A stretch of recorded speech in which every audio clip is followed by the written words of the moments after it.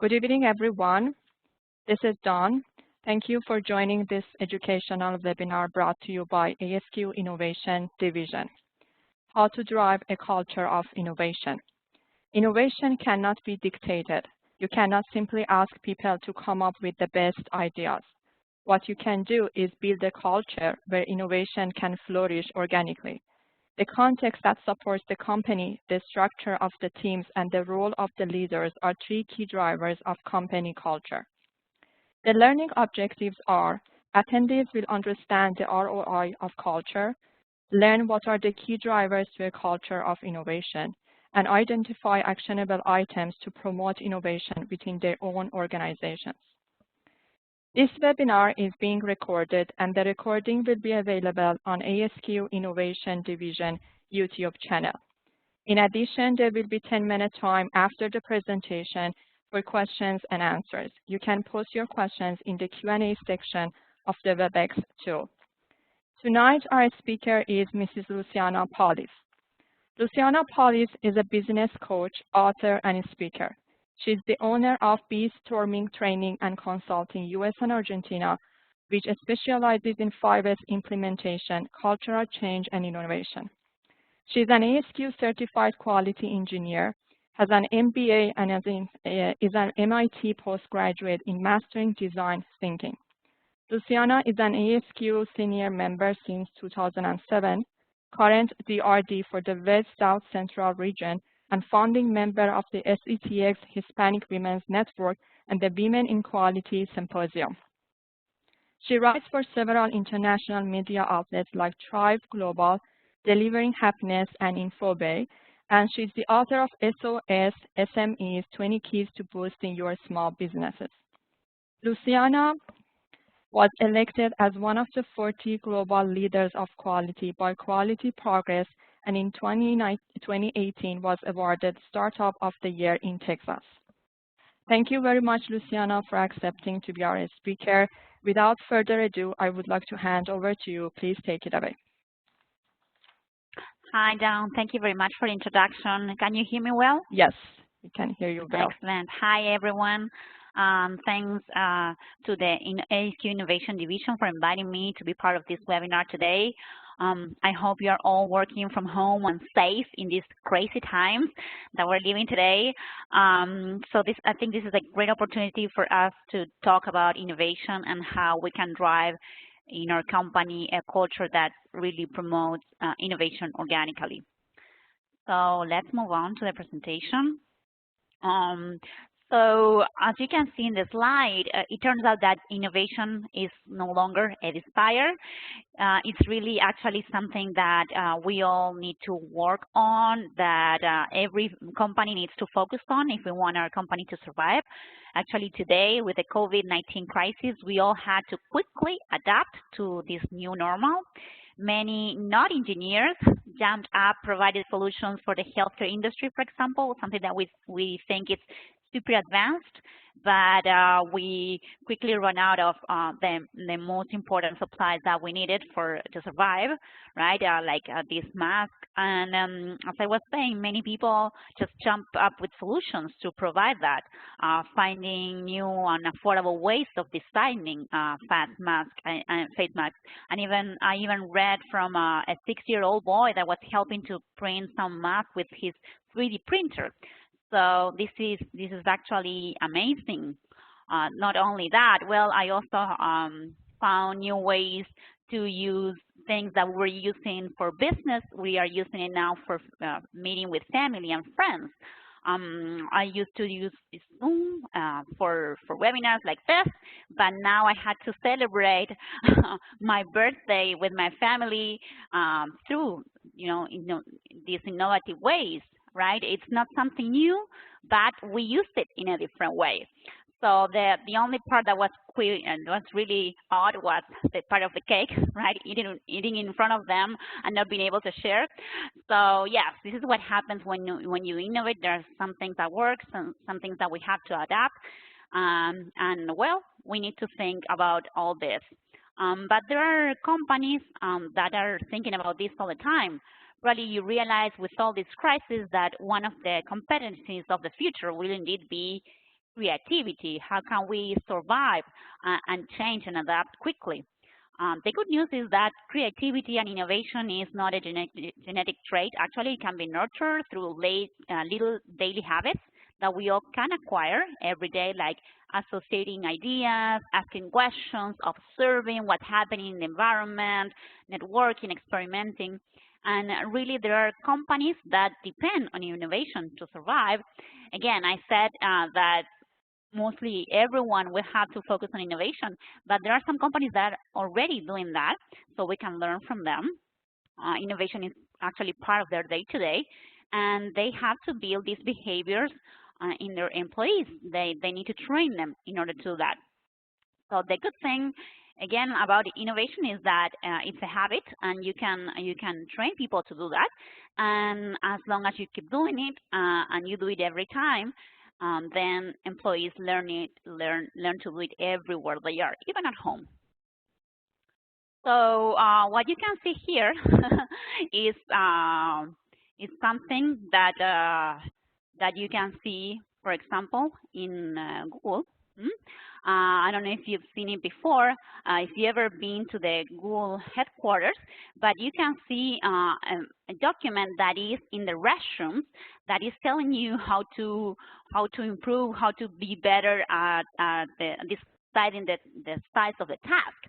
So it's pretty amazing that they do this, right? That they include these documents in the restroom, but this is the way for them to teach employees how to innovate constantly. This is something else. Anyone can figure out what this is? Think about it for a couple of seconds. Well, this is a bike that is meant for meetings of 5 people.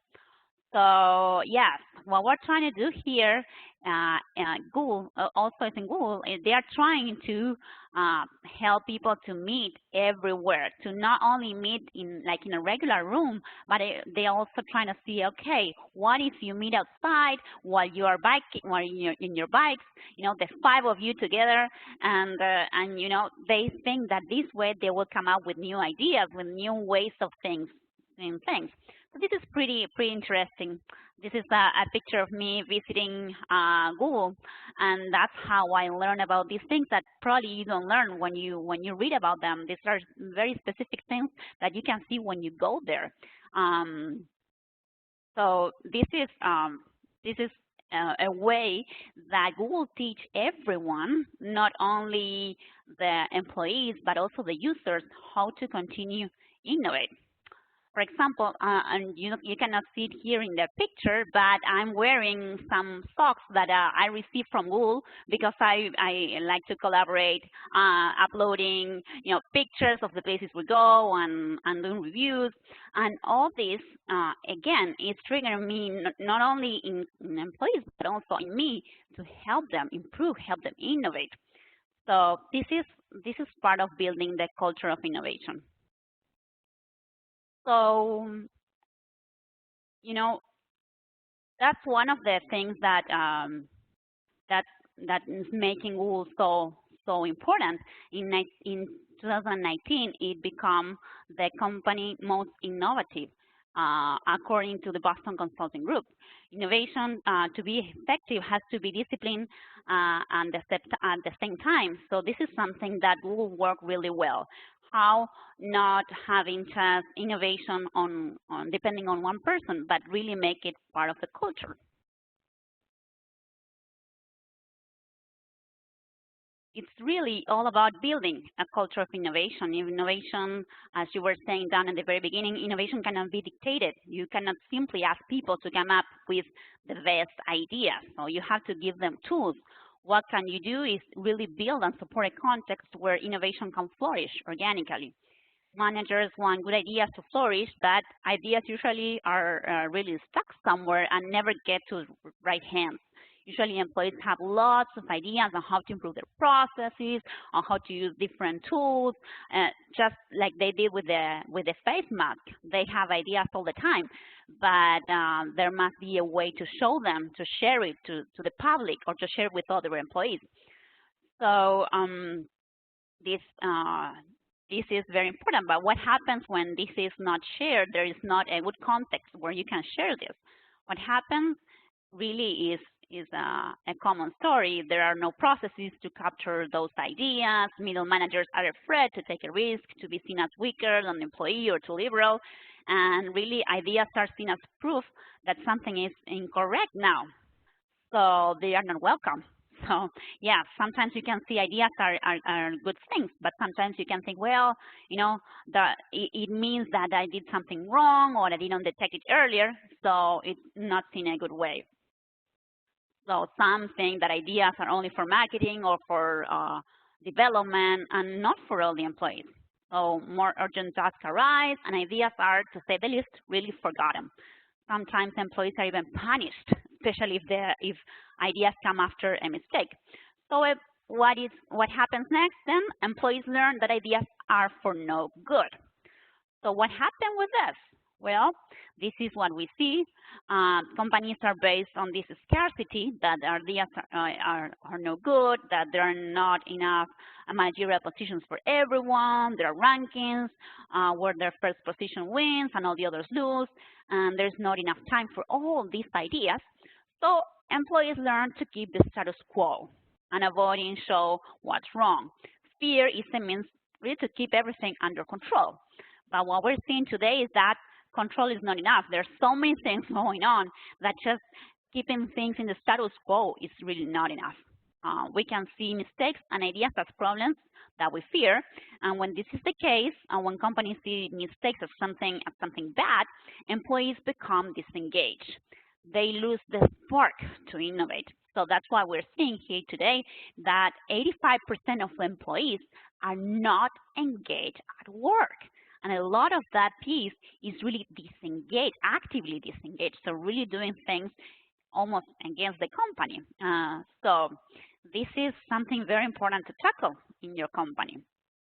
Or what we can do is like Google and other companies, see ideas and problems as opportunities and learn from them. Really, they can make you a trillionaire, and that's what happened to Google at the beginning of the year, that it hit the $1 trillion market cap for the first time. Now, we can depend, as I said before, on one smart guy to develop all these new features in the company, or we can build it into the culture and make everyone in the company able to innovate and provide ideas for improvement. Even the customers can improve. So strategy is what the company wants to do, marketing is what the company say will do, but the culture is what the company really, really does. So culture, not strategy or marketing alone, is what will drive innovation in the long term. And as Aristotle says, as I'm showing, the whole is greater than the sum of the parts. So for a company to become innovative, we need everyone in the company to work at the highest potential and everyone to work together to bring all these strengths together.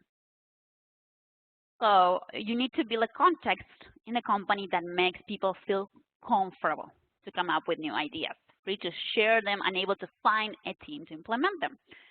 So you can see here both team structures such as context, support, and team leader coaching and shared beliefs really are the ones that shape the team outcomes. This is what Amy Edmondson, a Harvard researcher, says. So today we're going to focus really on how this culture is built. The culture, well, what is it? So the culture are the common behaviors and habits that the company value and respect that helps them make decisions and achieve results aligned with the company purpose.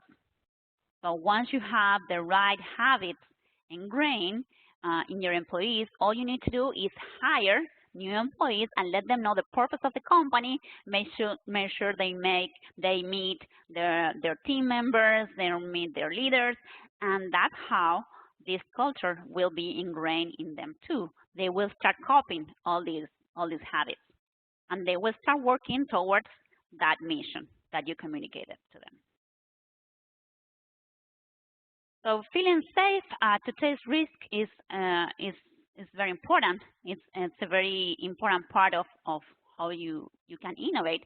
As you can see, this is another picture taken in Google, and this is how they discovered the trillionaire way of doing business, which is they changed the way they were doing search. They just, one of the founders posted here, like in a small poster like this, they posted, hey, this is the problem that we're having, and we're unable to go through it. And someone just saw the sign, met with the team, they stayed the whole weekend trying to fix it, and they fixed it. And that's how the company became from a small, small business that was not making a lot of money to a great business that it is today. And mostly 90% of their money is based on that income. So really, you need to make people feel safe to take risks, and we're going to talk about like later on. You have to make them decide fast, be open to participation, and that will bring innovation, productivity, and also engagement. So analyzing different companies, there are like 7 elements that are really important to build the right culture. So there are all these 7 R's define the right behaviors that you want the culture to become. So yes, you can build the culture you want, but you have to build it carefully. So that's how we are gonna start seeing what are these R's. So the first R has to do with the reason. It has to do with which is the main filter on what behaviors will be accepted. So this reason is the purpose of the company, right? So what is the purpose? As you can see, for example, there was a company, 30-year-old global pharmaceutical company, which was headquartered in India, and was producing a lot of medication that were generic and had more than 20,000 employees. And they, over the years, they had built in lots of procedures, and of course, for many good reasons, right? But those procedures had also slowed down the company a lot. Right, the company grew up and they needed these procedures, but if for some reason it was not allowing the company to be innovative. So they wanted, the CEO started thinking, okay, I want a company or with a culture that is innovative and patient-centered. How can I do this? So his leadership team met with a search for a purpose, something that could help everyone focus on what they needed to do. So they worked to learn about the needs of everyone in the company, from shop floor workers to scientists to external partners, investors. They consulted everyone. And that's how they came up with this reason to live for the company, right? That is, good health can't wait. And only with this phrase helped them a lot to align all the processes and all the things all the behaviors that the employees needed to make, to make quick decisions or to guide them how to work. So they just didn't post it, this phrase on motivational posters. They really wanted to take it seriously. So the leadership team began using it to start guiding their own decisions. The goal was to demonstrate that they really think good health can wait was what they wanted. So they built 2 innovation studios in India, and then after the idea of good health can wait was introduced, one of the scientists, for example, so he developed a product in 15 days, only 15 days. So that's why a purpose that is well known and that is also formed by everyone in the company is very important to help the company align. Even a big company of 20,000 employees, imagine if you have a smaller business, how this can really help. So the second R goes for rules. You have to define principles or rules that will guide those behaviors. So you have the first filter that we talked about, the reason, but then you have to give some more rules to help guide the employees. So these are some rules that Google defined. Google defined these rules so that it could help everyone aligning the organization regardless of the size of the company. So this is something very important when companies start growing, to have defined these rules that even the new employees know how to behave. So I will tell you quickly how what these rules mean for them. So think 10x, for example. This means that true innovation happens when you try to improve something by 10 times. So what they are saying is you have to dream big. You have to think something impossible so that you can at least accomplish something that is good. You also have to focus on the user, not on the competition. Everything that Google does is focused on satisfying the user, not the customer. So that would be the user is you who are trying to search, not the ones that are paying for the ads. Okay, you are not paying, but you are the users, so they want you to be happy. Something also very important is that one of the values that they have is to fail fast and learn. So they launch things and then they launch things in small environments. A new product, maybe they just do what they say is a soft launch, and they have only a small audience that can see this product, and they ask the audience for feedback.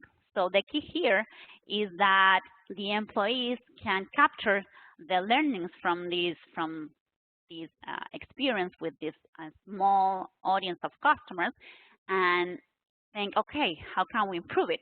And that way the employees overcome the resistance to fail, because good employees, they are used not to fail, right? Nobody wants to fail. But what we're seeing, and we can see today with all this COVID, some things one day are okay, and the next day they are not okay, right? So things changing all the time. We have a lot of information all the time. We don't know which information is true, which information is not true. So it's very easy that you fail, but we need to take it in a good way. So what Google wants from their employees is that, hey, if you fail, okay, as long as you fail fast and you learn from it, that's good. Let's move on. So that's something that's part of a very good value that companies that want to be innovative need to foster. So another thing that they do is try to share everything they can. The mission, the objectives, the rules are shared everywhere in the company. That's how what I mentioned before, the Google Ads algorithm was discovered, because the problem was sharing the kitchen with everyone else. So the other important thing is to share data, no opinions, to share information, KPIs, look for ideas everywhere, even from your customers, hire the right people. Google has a very robust hiring process, and this is part of their values. Their people is the most important asset they have. And the last thing, the last rule they have is the 7-20-10. And well, some people have read in the past that this was not very much used currently in Google, but no, it's still current. But sometimes there are other projects that take them, but usually they try to have at least 30% for new ideas, for things that are not very much aligned to the business. 20% of the time can be used for projects related to the core business, but not core business, and 10% would be unrelated to the core business. So they think that all these ideas in the long term maybe will bring 70% of the money in the future. So that's why this is very important for them. But Google is not the only company that has values defined. There's another company, which is Zappos.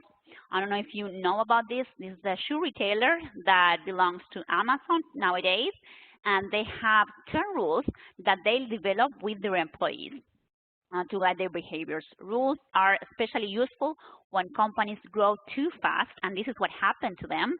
They started hiring new employees, and they realized that they were not aligned to the first employees.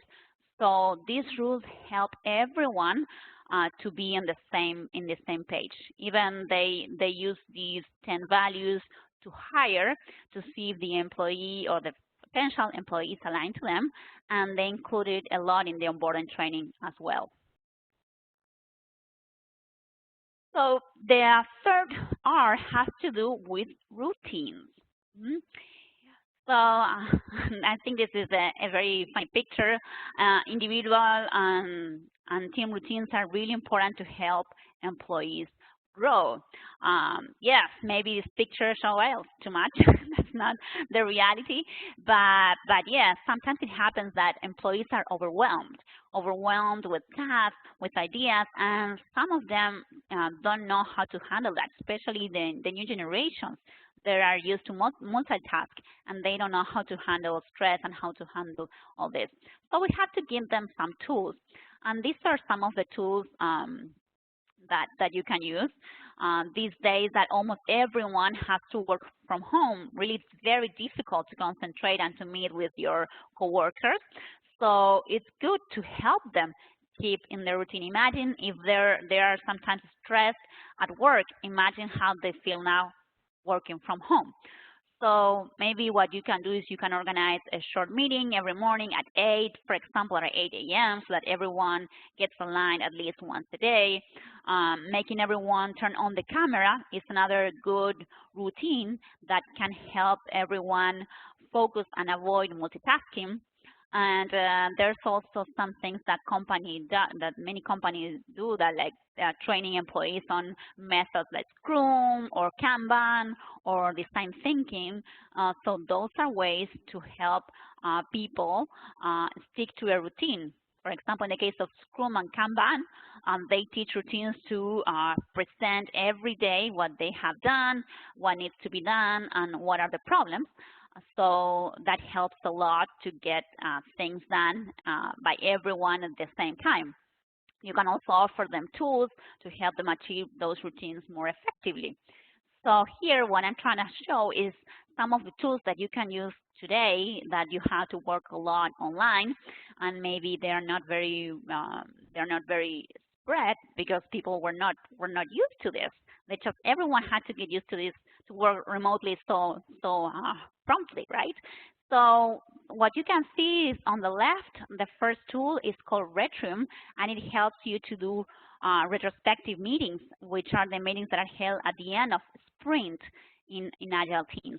So this is a very, very useful tool to help you organize and be more effective in that meeting because you can, for example, as you can see here, you can see what you should start doing, which you were not doing in the past because the sprint or during a week that you were working, let's say a sprint lasts a week, this you should stop doing, this is what you should start doing, this is what you should continue doing. So it helps you to organize the feedback of how the team is working. So if you have not done that so far, maybe it's a good time to start reviewing. Hey, how are we working online? What do we need to improve and what we need to continue doing? Other tools that you can use is Mural, it's for you to use like post-its, like not like the guy in the previous picture, but to use it online, and you can use it to do brainstorming sessions. You can use it to share information, to vote on information, or vote on any project that you want to decide what to do. So this is a way to collaborating, but online. Another tool that I use a lot is Asana that help you organize tasks. And again, if you're doing, if you want to organize the task, you can say what has not been started, what is in progress, and what is completed, and assign responsibilities to each of them. Well, we also need to to use some tools not only for online meetings, but also for face-to-face meetings. And it is important to have a routine for that meeting to ensure that all the topics are discussed timely through an agenda, make sure all the team members participate. Candid feedback is really key for innovation, making sure everyone is participating. So if someone is not participating, it should not be in the meeting, or the meeting is not facilitated correctly. And the minutes help to share information and plan for the next steps. So this is a picture that it was taken from Pixar, and this is the company that produces movies. Effective meetings for them are one of the reasons for their success. They are so innovative that all the movies that they made, that they did like 17, they were all main successes. And that's because of the process of innovation during meetings. So this is something very crucial for them. What is that they do? Basically, they focus the meetings on candid feedback. So be free to say what you have to say, and don't feel like whatever you're saying is going to offend someone. So everyone needs to talk. And all these things, maybe make sure that everyone talks, doing minutes, doing an agenda. You may think, well, this is something that we all do, right? So, but is that effective? Is that being really effective, helping you improve your organization? Or do you feel like meetings sometimes hold you back? So what I'm trying to see here is maybe what about trying to do a 30-minute meeting challenge? What about trying to set your meetings to adjust the routine so that you can finish the meeting in 30 minutes? So that will be innovative, and maybe you cannot accomplish 30 minutes, you get to 40, but you will ensure that your routine is held correctly. And this is very important. Why? Because we've seen, and this is a picture of someone that fell asleep in what he was doing in a virtual class. Well, those are the things that we see today a lot. So now the fourth R. The fourth R goes for roles and responsibilities. This is very important for innovation. So innovation happens in small teams, less than 12 people, including a lead, and that's the magic number, usually 6. Jeff Bezos, for example, the 2-pizza team philosophy, meaning that the team should be small enough to be fed by 2 pizzas. It's very important that the team is transparent, is autonomous, they can make decisions quickly, is cross-functional, that means they have members from different functions working in the same team, but especially they have to be very disciplined. They need to know exactly what are the responsibilities and commit to them. So this is a tool that is called Trello, that is together with Asana, the one that I mentioned before. It's very important. It helps you a lot to accomplish these tasks and have responsibles. So knowing what to do and when in accounting or in manufacturing may be easier. Maybe you have a procedure, you have a job instruction, but as you are always doing the same thing, it's pretty much easier than in a situation where you're innovating, where tasks and projects may vary all the time, and you need to train the team to work differently. Maybe, again, this is something that you had to do these days. So these tools like Trello or Asana can help you clarify tasks, assign tasks to the employees, and make sure there is only one owner per task, and there is no task with no owner. So this is a very important part of allowing project to succeed. The other R, it has to do with results and rewards. As I mentioned earlier, two of the rules that Google have had to do with share everything and share data, no opinions, right? So what they use is the OKRs, or objectives to key results, which help them to organize the goals. They have an objective or a goal that is something they want to achieve, and they define 3 to 5 key results that are clearly defined metrics with targets and key actions to achieve this. So the good thing about OKRs are open and visible for everyone. So everyone can see what the other person is working on. So that's a way of peer review.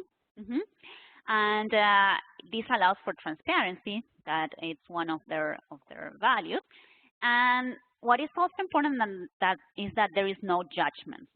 The key results have to be measurable, and everyone is able to see it, but there are no doubts on what are the results. So that's very important. Some companies use other means of measuring results, And these companies, some of them use gamification to measure the results. This is a screen of Gamifica. It's a company that uses a combination of challenges, scoring systems, badges, rankings, and different ways of competition among the employees in a way of, it's like a game, so that they can support the way the employees work, but they can make it fun and they can make it entertaining, and they can, again, try to support innovation in that way. And what they found is that they not only have innovation, but they also engage the employees more, and they were able to reduce absenteeism in a lot of companies, especially in companies that have to do with customer care, for example. So finding ways to measure results and rewards, it's very important, so that people know exactly what is it that you want to accomplish. So if you want innovation, you need to reward innovation or track or measure innovation in a way that the employee can know if they are doing right or wrong, especially for the newer generations, millennials and Gen Z, that they really want to know how they are doing. They want some feedback. The sixth R has to do with risk-taking approach, and this is very important. Psychological safety is part of this risk-taking approach, and it's very important for the employees. And why? Talking about Google, they are directed by engineers, but these engineers thought, hey, like if we have great teams, but we also have teams that are not that great, how can we build more successful teams? How can we repeat these teams that are really good? So they did the research. With all the teams they did, they start analyzing and see what were the main elements that all these effective teams were having. And the researchers found that what really mattered was less about who was on the team, or what if they have a master's, or what they studied, or what was the experience, but it was more about how the team worked together, how they interacted, so that they all could benefit from one another. And they found out 5 things that made the team effective: psychological safety, dependability, structure and clarity, meaning and impact. But they figured out that the most important one was psychological safety. So what is psychological safety? It's a shared belief held by the members of the team that the group is a safe place for taking risk.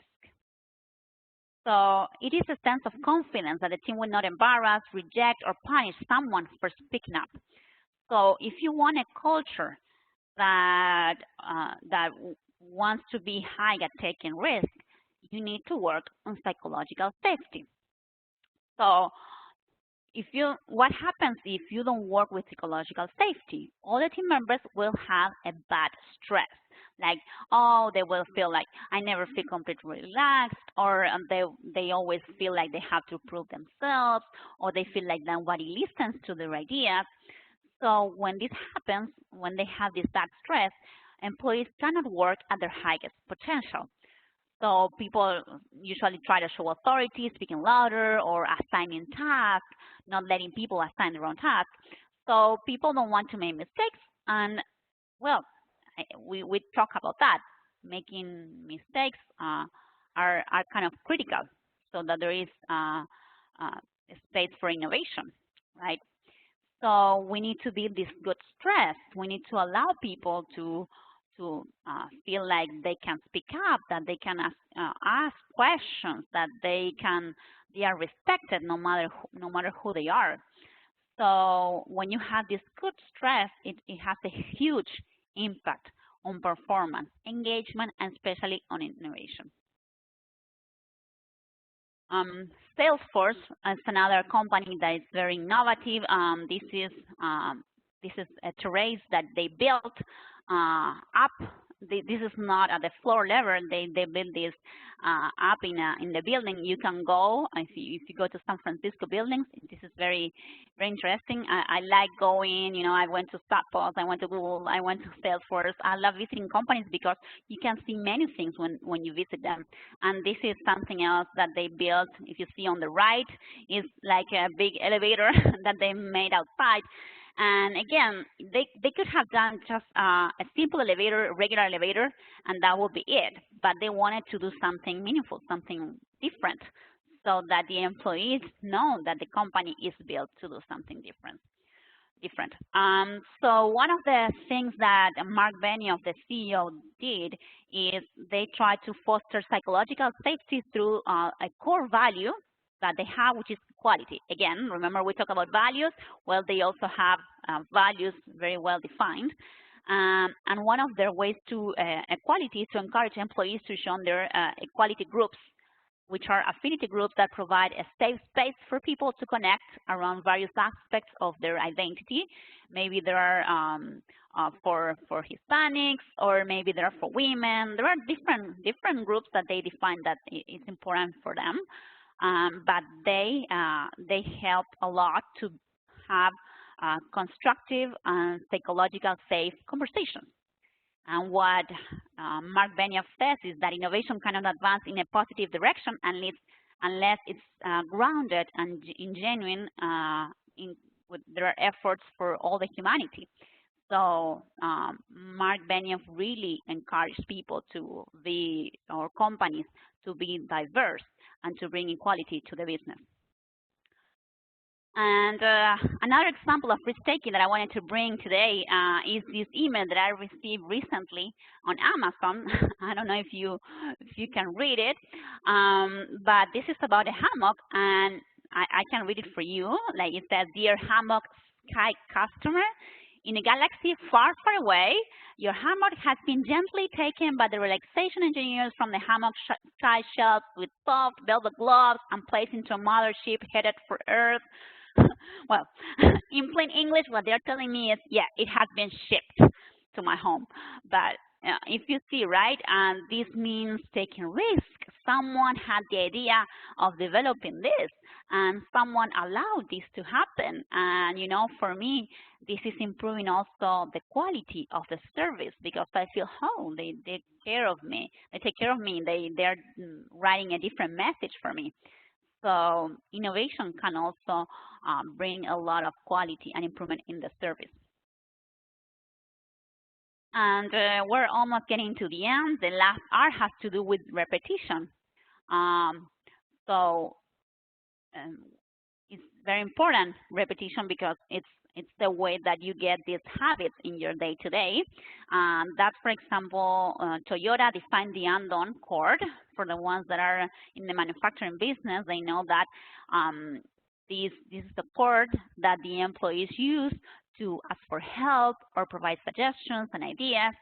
And well, this is a good time for you to also build your own undone chord in your company in different ways, of course, depending on the type of your company. But it's a way to train your employees and tell them, hey, you can, wherever you are, you have this chord, you can ask for help. The more the work is uncertain or complex, the more your employee's voice is essential to your success. But not everybody knows how to speak up. Not everybody knows that this is good, especially the generations like the Gen X or the baby boomers. So they maybe were used not to speak up at work. That was not good for them in the past. So you need to train them on how to speak up. It's good, and bringing innovation can be good for the company and for the customer service. So the last part in this training also has to do with coaching. Here you can see Bill Campbell, which was one of the coaches that worked for many important companies nowadays. He worked with the founders of Amazon, with the founder of Amazon, with the founders of Google, with Apple. Really, the role of the leader is truly important to drive innovation, but sometimes leaders are not trained to help the employees to speak up, as we were saying. So what you have to do is help coach these leaders so that they are psychologically safe, and they help the employees also to work in an environment that is psychologically safe. If the leader is supportive, coaching-oriented, and has no defensive responses to questions and challenges, the team members are likely to conclude that the team is a safe environment. If in contrast, the team leaders are more authoritarian, or they don't let you speak up, well, that disengages the employees. So team leaders are a very important part of leading this culture of innovation. And there was an experiment, which is called the Bad Apple experiment, where it could prove the importance of someone, could be the leader or could be someone in the team, if the team is self-organized, where was influencing the rest. So whatever this person was doing, if the person is doing something wrong, maybe all the employees were discouraged too. If he was sad, all the employees were sad. But what if you have another influencer, someone that is providing a good influence, someone that is saying, okay, we failed on this, but let's keep up, let's go to the next idea, let's assign tasks. Someone that keeps up with a positive experience can work like a good apple to be contagious for the rest. So all the habits, all the things that we do, especially if we are leaders, are examples for the rest. So we don't want to be the bad apple. We want to be the good apple that makes all the apples look good. So there are some practices that we can avoid, like for example, annual performance reviews, rankings, also hypos, where you have someone that is a high potential in a meeting that make sometimes all the rest of the people don't speak because they feel, well, we have a high potential, we have the CEO of the company here, and we don't want to speak because he knows a lot. Well, this is what, for example, I mentioned Pixar in the past. Well, Pixar, Steve Jobs was part of Pixar, and sometimes he was not in these meetings so that everyone else could feel safe to speak. So this is something to consider. And also judging, assuming, blaming employees, that's also something that doesn't make the employees feel safe. So with all this, well, how do you rate your company in innovativeness? How do you feel? Are these things being done by your company or not? So now it's time for questions, for suggestions, for if someone wants to make some comments, maybe you can share them on your chat, and Don can talk about it. Yes, thank you very much, Luciana, for your presentation. Very amazing, interesting. I would remind you that you can find the recording of this webinar session on ASQ Innovation Division YouTube channel, and you can post your questions in the Q&A panel of the WebEx. So we have almost 10 minutes for questions and answers.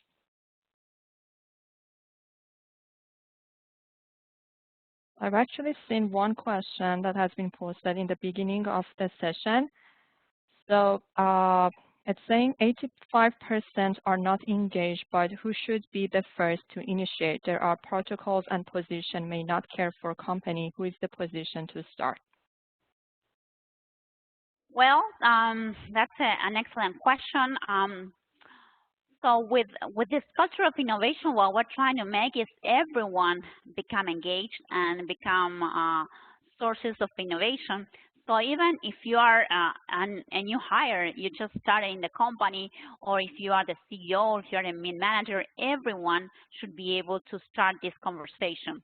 So what we're trying to say here is, if your company is not allowing for that, well, maybe there's something that you can propose, or we can try to discuss with managers and see, hey, how can we invite employees to participate more?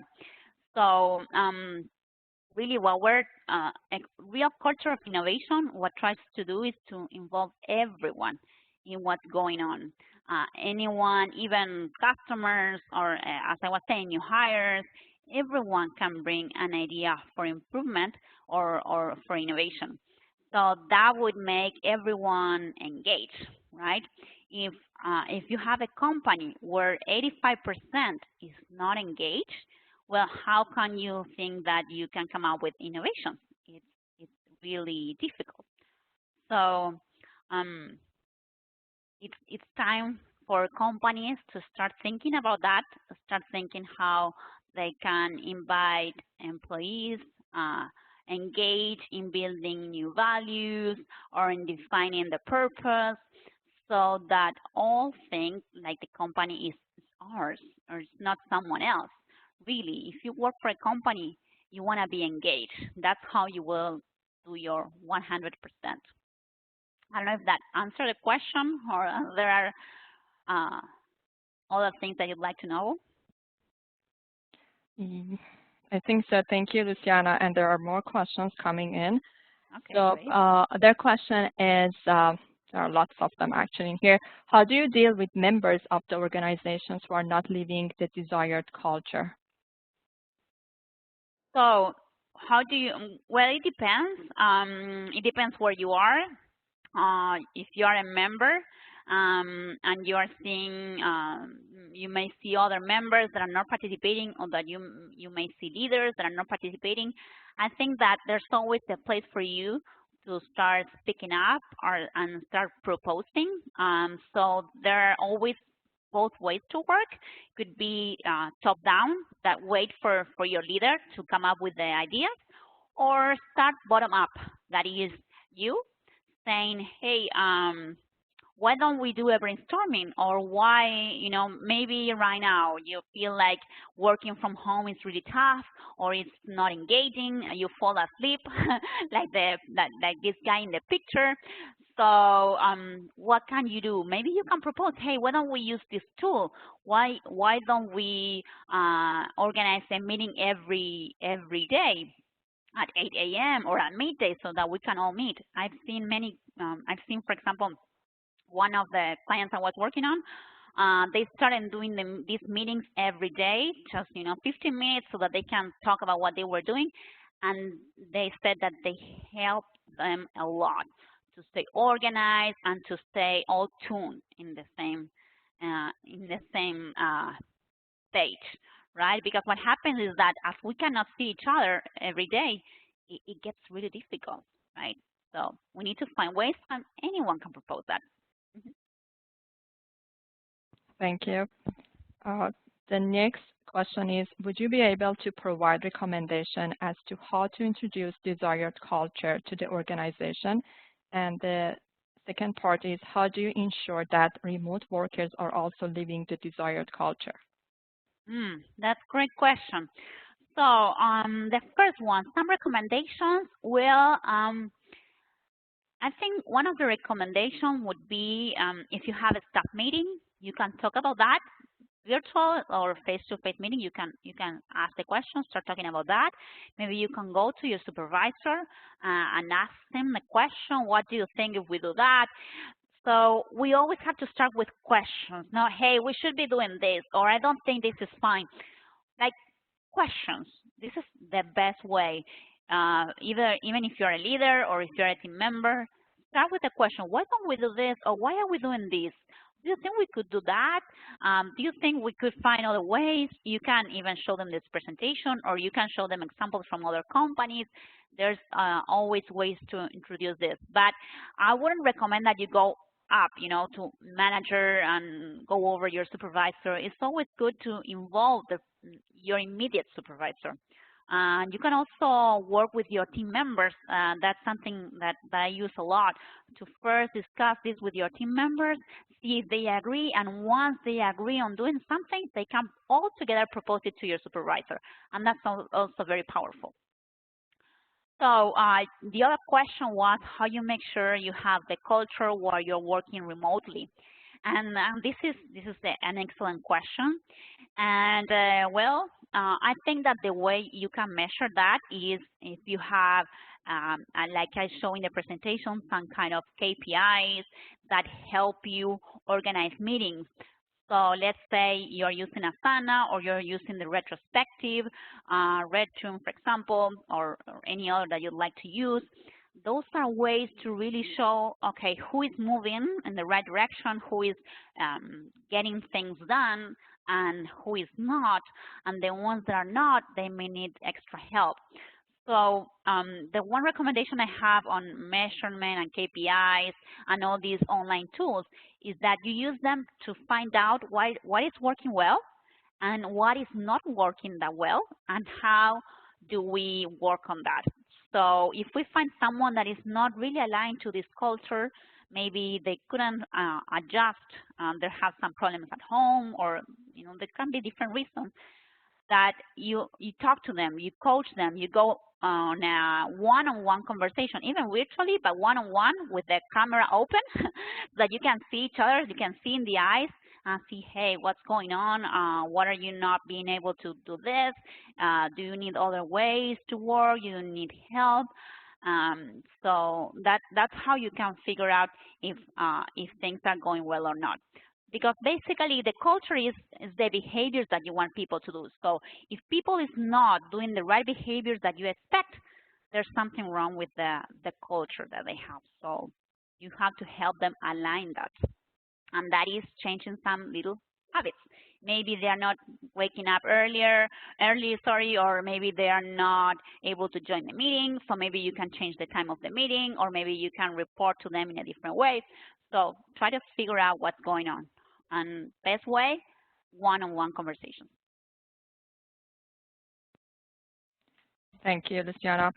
The other question is, I can tell like lots of questions have been posted. So the next question is, how have you been able to apply common quality tools in innovation settings? So this is an interesting question, because innovation, again, for me, it has to be discipline. So innovation is not just about, today I have a spark and I had a great idea, but you have to build the disciplines, the routine. As I said, this is one of the 7 R's, the routine, so that people get aligned. So some of these routines could be, as I was saying, the way you do the meetings. To me, that's part of quality. Also, you can include, for example, doing a fishbone diagram to analyze a root cause of a problem. Going to all the root causes can lead you to innovation. Doing design thinking, that's another method to help you innovate. When you do analyze your customer service, how the service is going today, for example.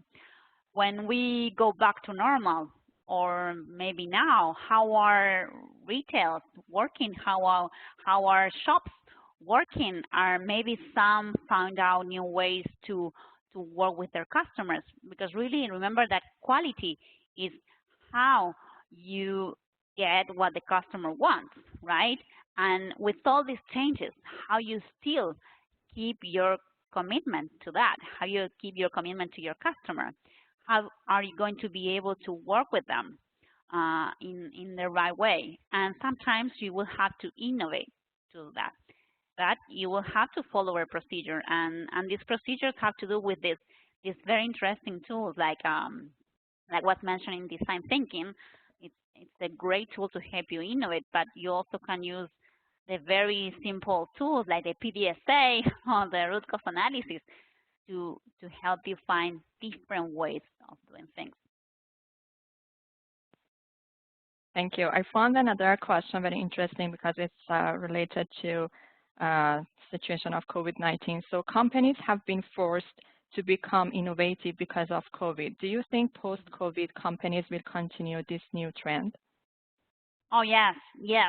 That's why I think this presentation is very important nowadays, because, yes, I think this COVID-19 opened like a new way of working, which has a lot of people is coming up with new ideas. So this is like a spark that a lot of people started thinking, oh, maybe I need to find different ways to do my own business, right? So I think that this is just a start, and all the companies will realize that, hey, as this happens, anything can happen. I need to get ready because changes now and communication now is so fast. Everything is so quick that you don't have time to plan. You have to adapt continuously. And the only way that you can adapt quickly is that you have all your employees trained to be innovative, trained to, to adapt to change all the time, and don't take it as a failure. Nowadays, you cannot say, oh, my business is not working well, I failed. Well, no, you will have to adapt. And yes, after we get back to normal, it will not be normal. Probably a lot of meetings will be canceled. Now, for example, we're having the ASQ conference done virtually, and many meetings will be done that way this year. So yes, many new businesses will come out, many new products will come out, and I think that we need to understand that yes, this will be the new normal. Change will be the new normal, and innovation, of course. Thank you. We may have time for one or more questions. So the next one is, say we have been living our desired culture as we thought, but our customers are not seeing it. What would be your recommendation to bridge that gap, lived culture versus perceived by customers? That's a great question too. Well, you may be happy with the culture you are right now, but again, what is the most important thing that you offer? Your product, the end result of your product is to satisfy your customer. So maybe you have a culture very low profile, very the status quo is your key to survive, but then your customers are willing, well, no, I want new products. And this is what happened with many companies like Kodak. They were working fine with the cameras, but then, something happened, other products appeared, and the customers preferred those other products.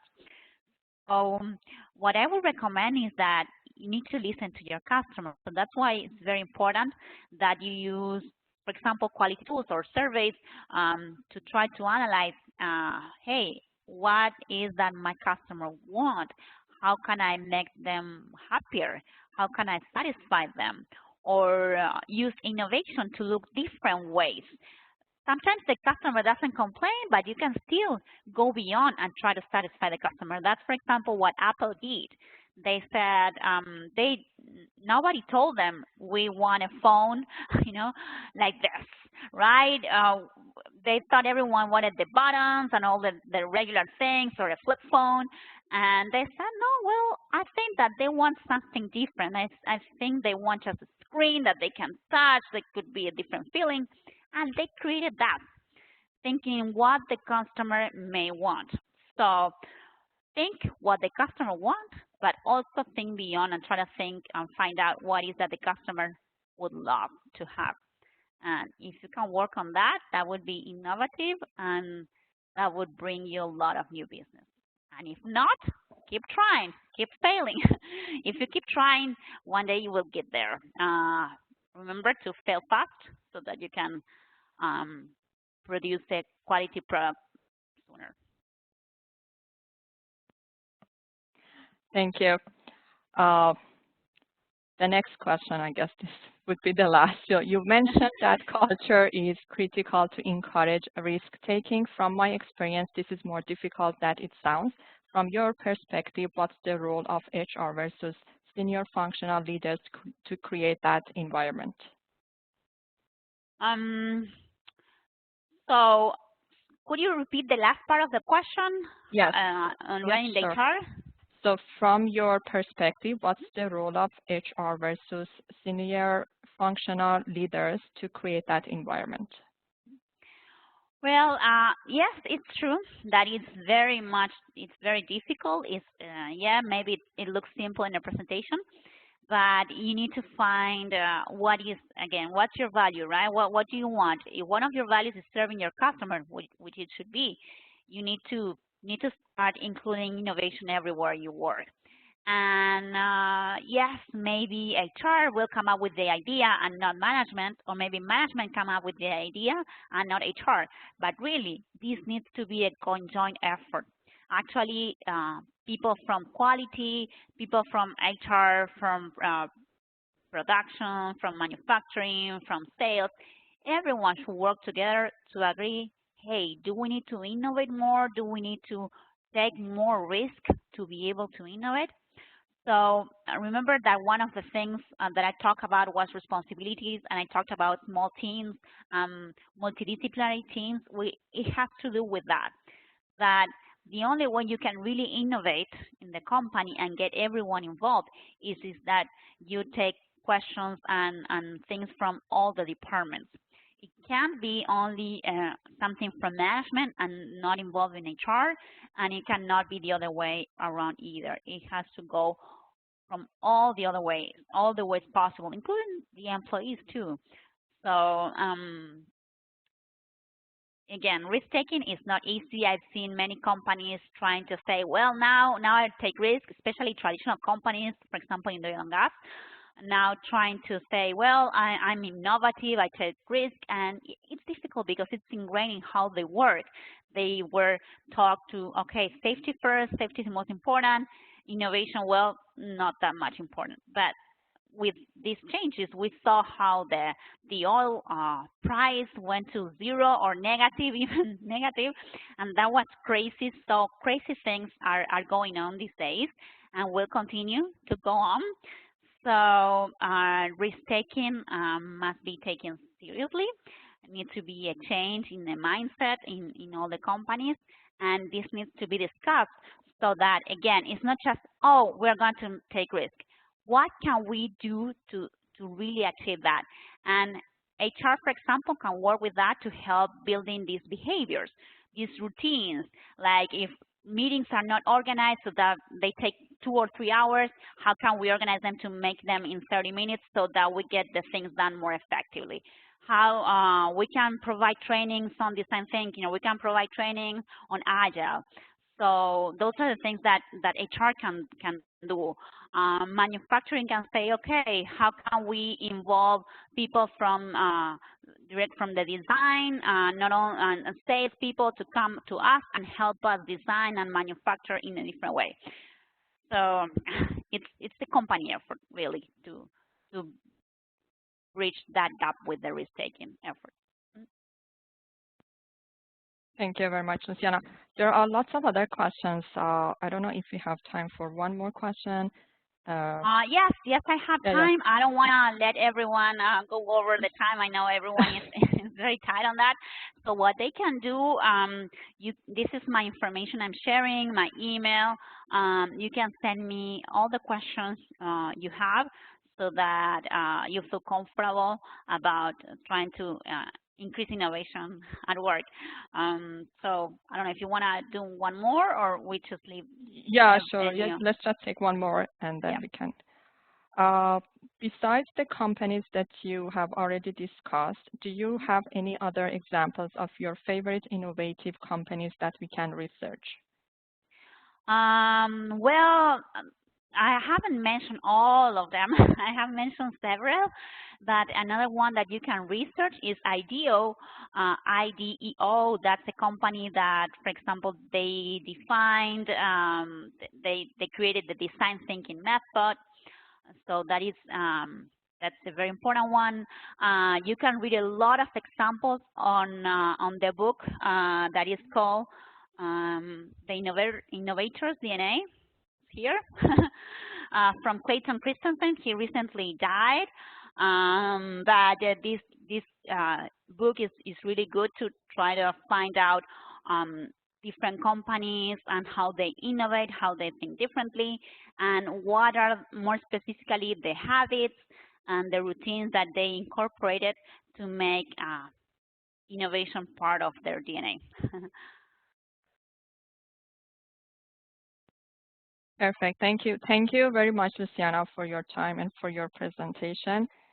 And I think the other questions can be sent to your email address, and you can address all of them. Yes, of course. Thank you all very much for listening and attending to this presentation. Also, down you will be sharing the recording, so that also will be a good thing to to review everything we talked about and try to see how we can implement it at work or even at home nowadays. For Thank sure, you very much. for sure. Thank you so much, and thank you all for joining this webinar, and have a good evening, everyone. Bye-bye.